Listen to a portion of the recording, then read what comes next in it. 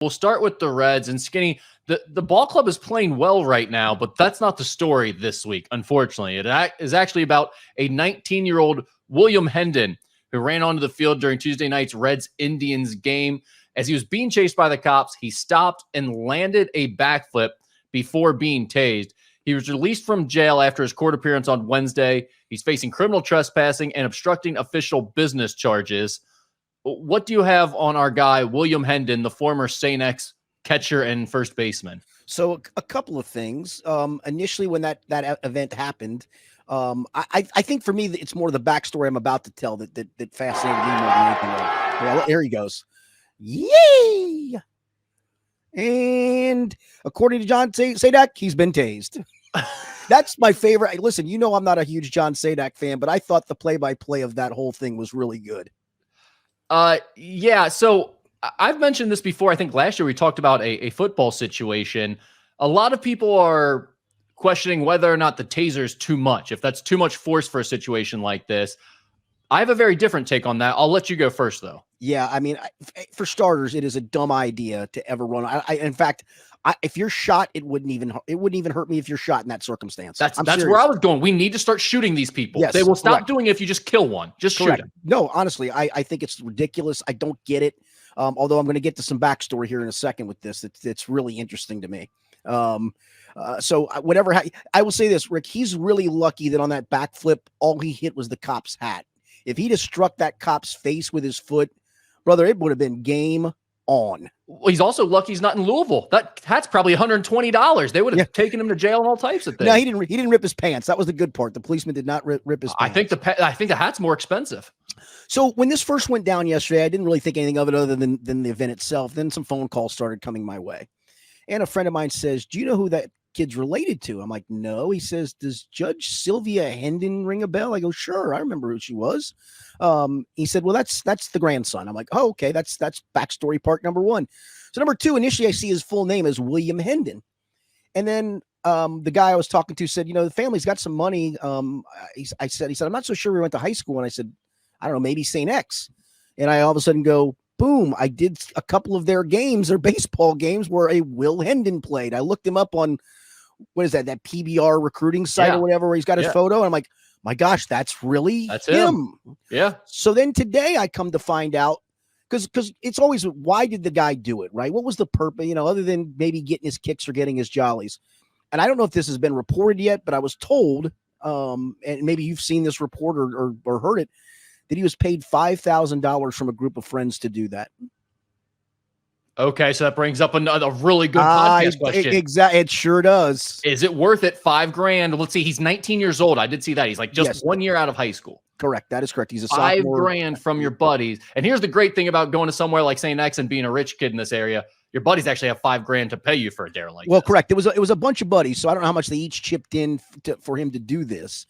So I don't know what the charge itself is a misdemeanor. The way the charge was written. Well, they had it as a felony, and then they changed it to a misdemeanor in court. Yeah. So a misdemeanor means you're probably walking away with a minimal fine, right?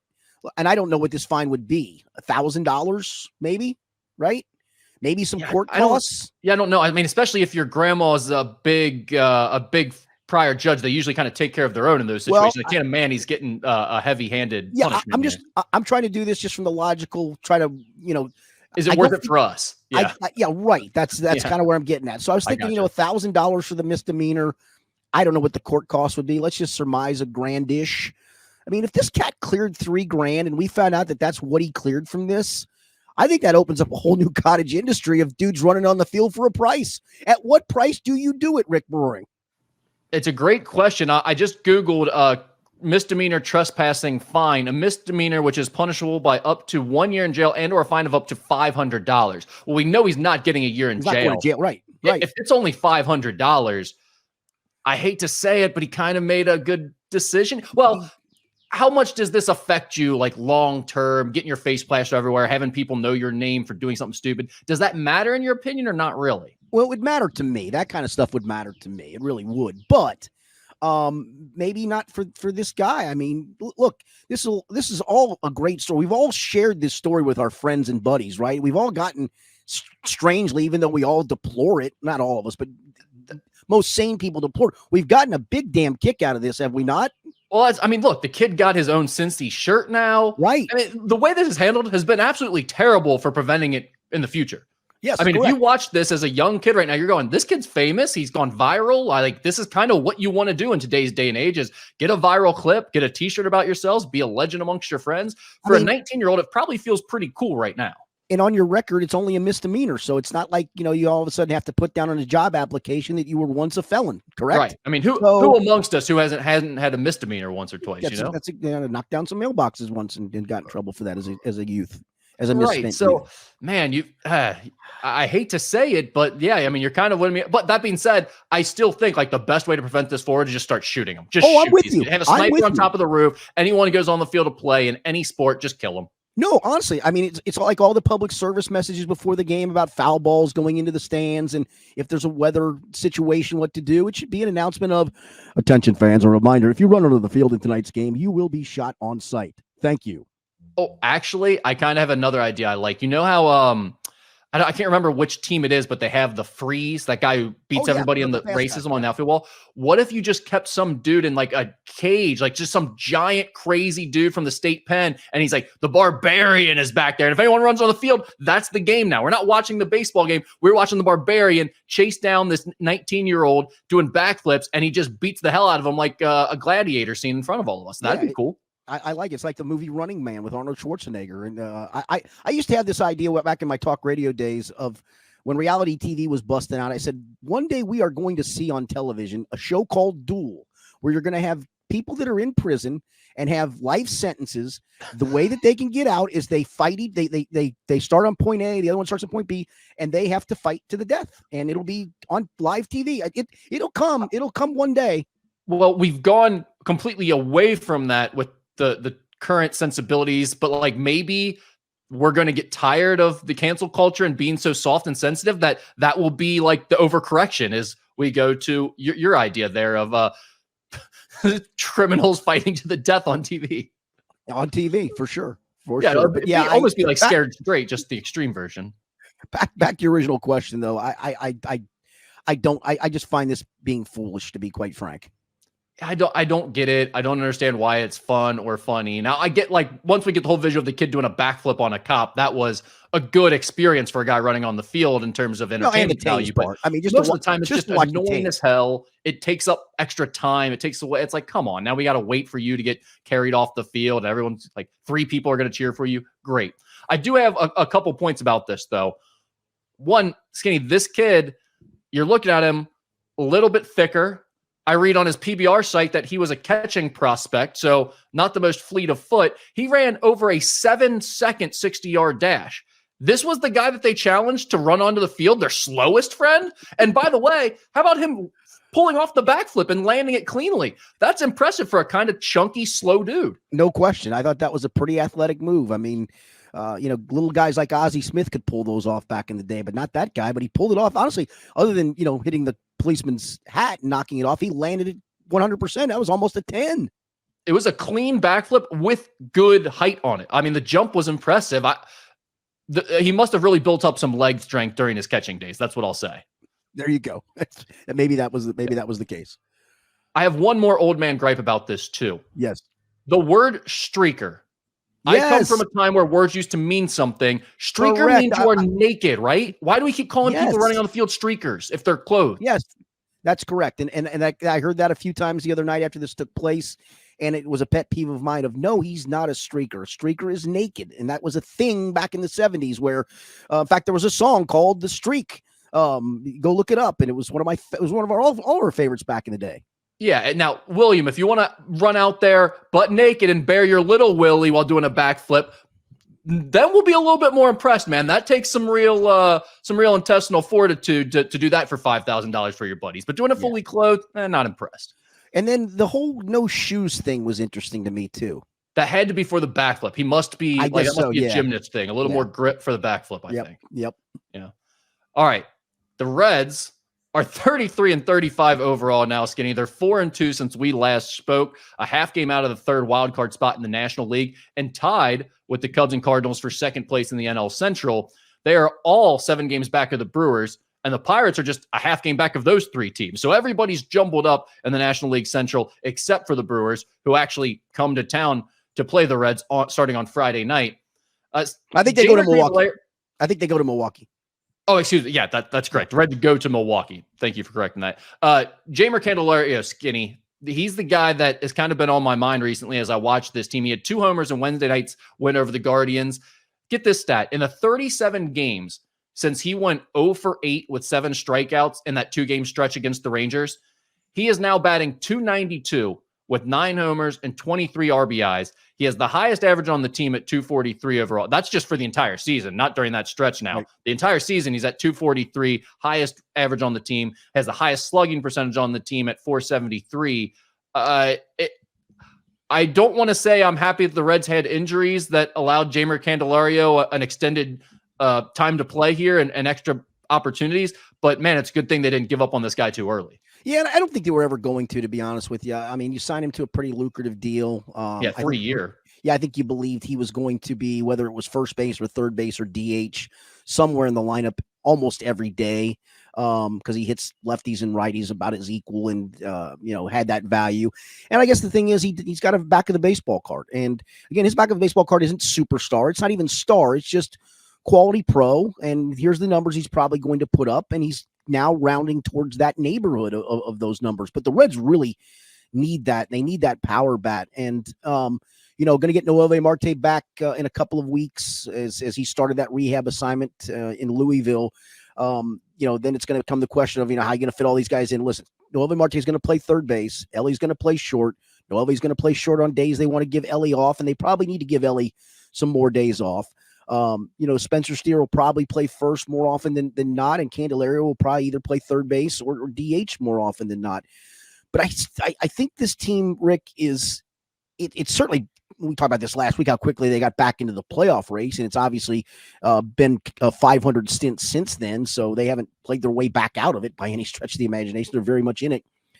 To me, though, I think there's still a right-handed power bat short of maybe being a playoff caliber team. And that's not to say this team can't make the playoffs as it is, but to me, and I think that was the bat that was going to be CES, right? And now that's out the window, it sounds like, for the rest of the season. So I think they need to be wheeling and dealing sooner rather than later to get a right-handed power bat. Again, I'm not giving up the farm for this. It's got to be the right asking price to get the right player. I'm not breaking the bank for this. I don't think you'd have to. I'm not talking Tommy Pham. I don't need to go down that avenue again. But there are probably some guys out there that you can muster a deal for, and I do think they need to do that this time around. Again, I stood by what they did last year at the All-Star or at the trade deadline of kind of standing pat and let's just see what we got in these young guys. I was fine with that. I think now, though, this is the year that you do have to make that deal to add a part that you need, and right now they desperately need a right-handed hitting power bat. Yeah, part of the deal last year was we didn't know what they had in some of these guys. To some extent, it was like, well, you're playing with a little bit of house money with the run they're making together, playing well, and we don't know how many of these guys are actually going to stick and be everyday type players going forward. I'm not sure if it makes sense to deal any of them yet or to bury them on the depth chart with new guys you're bringing in. And instead, a year later, okay, we've kind of realized, Fraley and Benson are looking more like platoon guys. They're not looking like necessarily everyday starters. Not that they couldn't do that in a pinch, but they're not wowing you. And some of these other younger guys, we've obviously had the issues with injuries and guys being available. So I agree with you. I think they definitely have to go out and make a move if one is available for them to be made. You mentioned a few things in there that I wanted to bring up. Let's start with Marte because he started that rehab assignment in Louisville on Tuesday. He also spoke to reporters about his suspension, and his quote was, through an interpreter, obviously, "In reality, it just appeared in my system. I really don't know how it came about, unfortunately. That's as far as I know." What a quote, Skinny. What a quote. I mean, I was told back a couple of months ago, right before the season started, that he honestly didn't know. And I guess you take him at his word, and I think that's where the Reds were a bit blindsided by this. No, we're not taking him at his word on this. No, we're not. Sorry. I'm gonna. You don't just randomly have an anabolic steroid show up in your system and be like, I don't know how it got there. I mean, that's not how that works. It's just you got to rehearse a better answer than that. Is what I'm saying. I'm not savvy enough to know how that got into his system and really what the derivative of a steroid it really was. I really don't know the answer to that. So I'm Let me gonna say take, this then. Even if that is what happened, if that's what he believes, really has no idea, lie and come up with a better story, because this is embarrassing. Maybe. And listen, I applaud Major League Baseball for trying to take a hardline stance on this, but I do think every case is different. And I think it should be investigated as such. It seemed like in this one, MLB just took a hard line of, you tested positive, it's 80 games, have a good day. It also feels pretty cut and dry that he was taking steroids, though. I mean, like, I don't understand why you wouldn't suspend a guy for that. I mean, he tested positive, but again, I was told the same thing, that he literally didn't understand how it got into his system.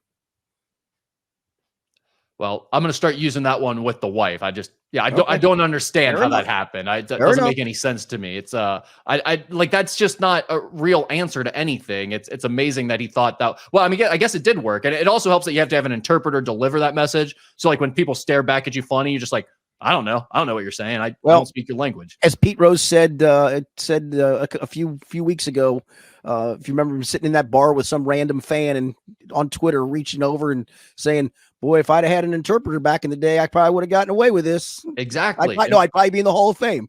Yeah, it does make life easier. I will say that, having that buffer in between.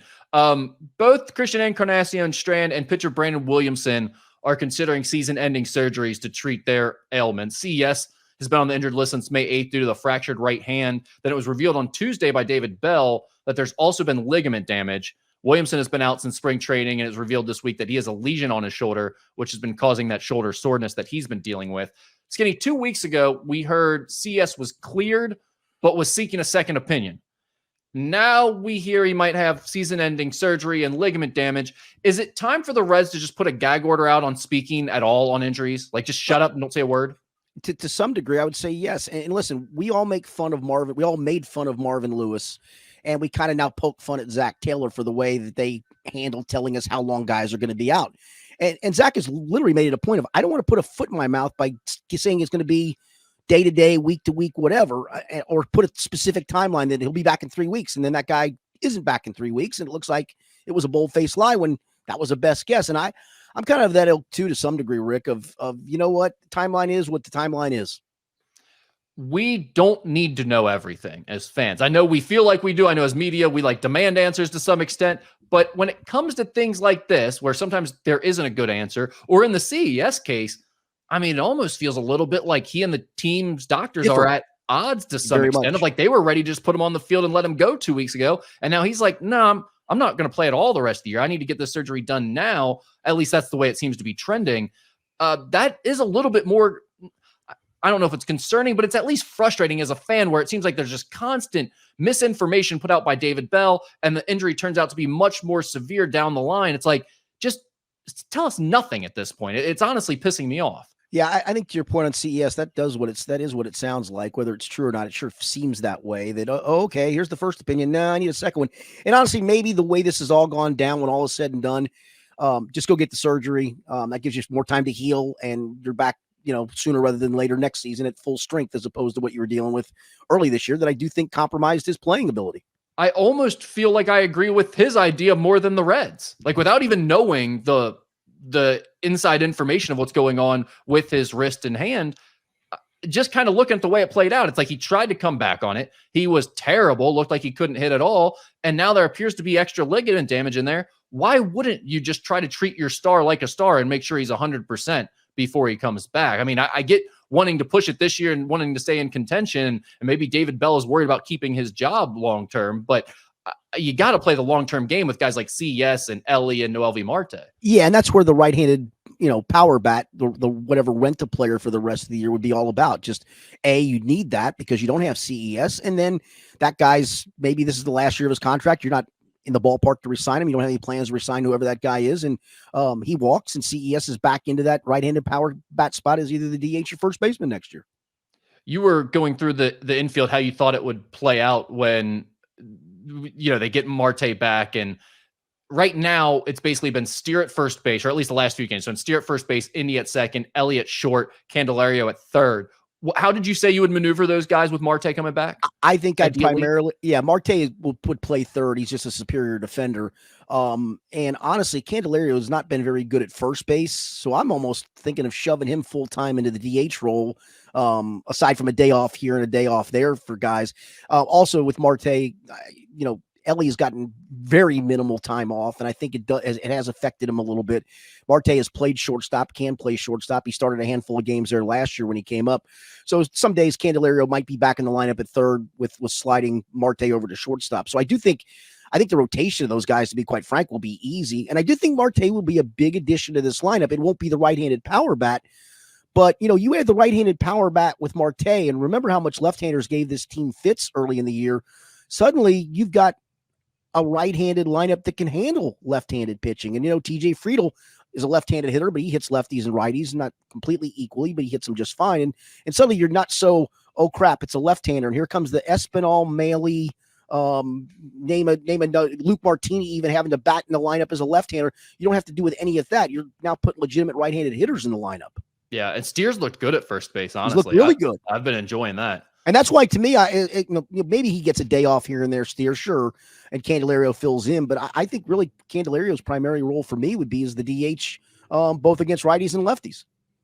Yeah, in terms of Williamson, Brandon Williamson mentioned the news about his shoulder and him potentially being out for the rest of the year too. That's a bummer, but it's also one that it almost feels like the Reds have moved past that a little bit this year. They've been able to put together a pretty nice pitching staff even without his services. Yeah, I did think if he had trended, I think I said this on last week's podcast before that injury stuff came up, he was, numbers in Louisville were pretty good, that it felt like he would be the full-time replacement for Graham Ashcraft, and it seemed like a seamless transition. Let Ashcraft go down, work out the kinks, and then let Williamson come up and be the fifth starter. Obviously, that's not going to be the case because of Williamson's issues, and I do think they want Ashcraft to spend a chunk of time in AAA to iron out the kinks, not just send him down there for 2 starts and go, okay, come on back. I mean, it may be by default because of whatever happens in that 2-week period, but I do think they want him to get some stuff straightened out.